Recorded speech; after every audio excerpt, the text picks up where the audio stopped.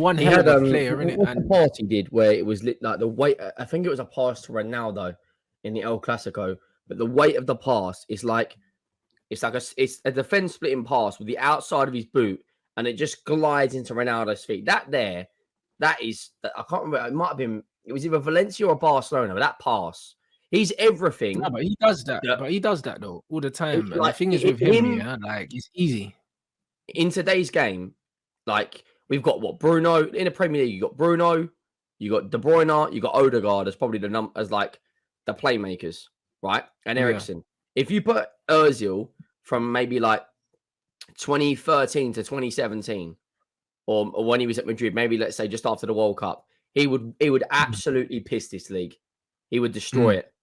Like you got Bruno stat padding and turning up like one every 6 games and being called a world class player by the likes of Gary Neville. Martin Odegaard, okay, he's good. Madison, I mean, I take him, but this season, Madison's a goal scoring midfielder. I wouldn't say he's super creative though. no, he's well. not. He's a good goal scorer. Like he's I'm not saying De Bruyne is better than Ozil. I'm saying like in terms of playmakers in the Premier League, like there's nothing comparable to him. The This is what closest I'm is saying. Odegaard. Like that Ozil, that 5 to 6 year period, he was on a different level. Like he was just unbelievable. The way that he like scans the space before the pass is even coming to him, and the little flicks where he passes it straight into someone's run, like that is just unplayable. You can't play against that. Like you just can't in a box. 100%. Like the even like him and Sanchez for like 2 or 3 years, them two were like carrying Arsenal, absolutely carrying it. They're players like Kolasinac, Senderos, and De Juru. Like they basically did what Kane and Son have done for us, just with trophies. Like they got no one else in their team. Who do they have? Mustafi, Czech, Monreal. Like, come on now. Yeah. It was that team, bro. That team was stinky, bro. Like, but I know. he's a different level baller, innit? Like he's different levels, bruv. And it's like the thing is, he is like many of the best players, just massively underrated because the stuff that he does, yeah, he makes it look so easy. It almost looks like it ain't that hard to do, blood, but it is, like that. Who this is what it is. Him to in like today's game? No one. Well, do you think he's just one of a luxurious playmaker that the number 10s are dying breed as well? All these number 10s are just being played out wide. Or if they're not being played out wide, they're just suffocating in teams. Like how many midfielders are there in world football right now that are an out and out number 10? I think you're clutching if you say there's 5. Like, in the modern game, there's not players like that. That's what That's it. That comment there, from James Log, players like Ozil don't exist. They don't.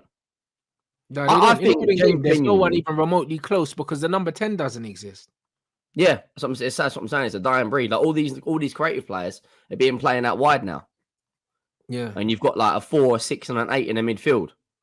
Or if you look at our midfield, we haven't even got that. We've just got players that just turn up for games.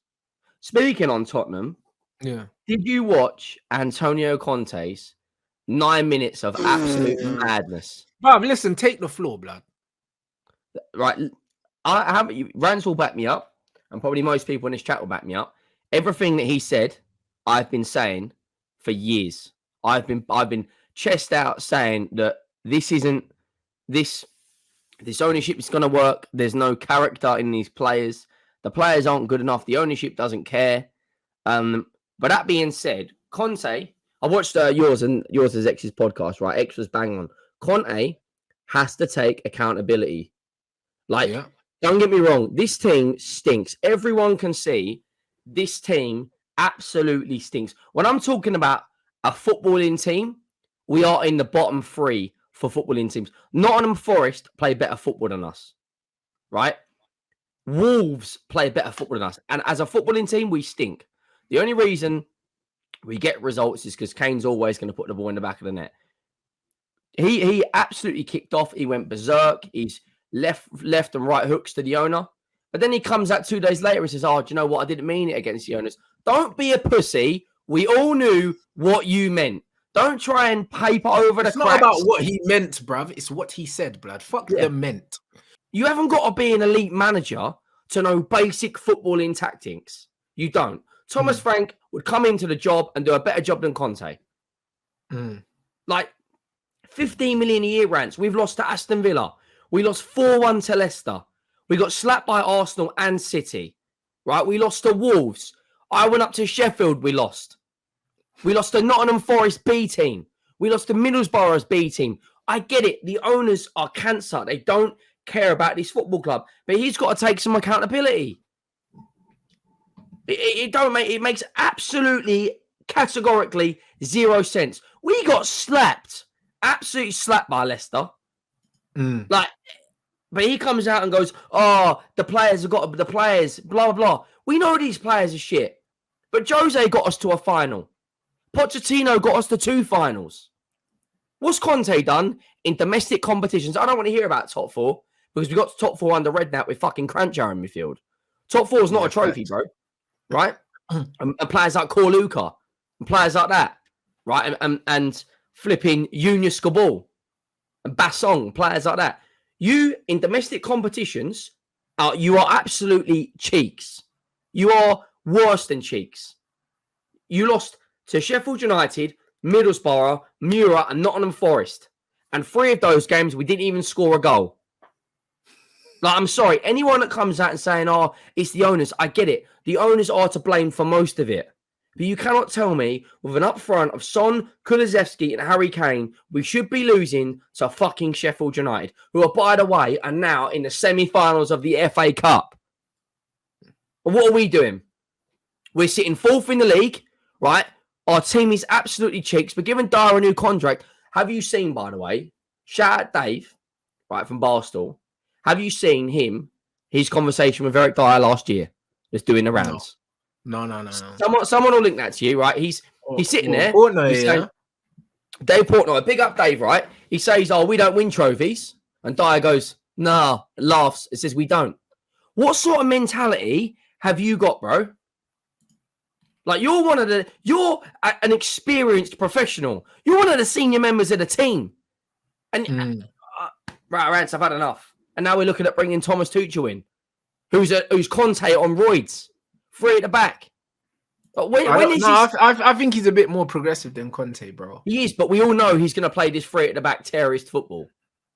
He was counter-attacking in the team with Chelsea. What is he going to do in a team like Tottenham? We're not even going to counter or attack. We're just going to participate.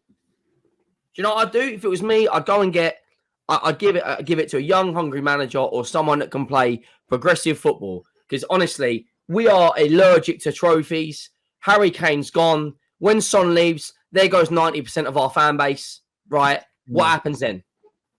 Genuinely, when them 2 go, Rants, what actually happens?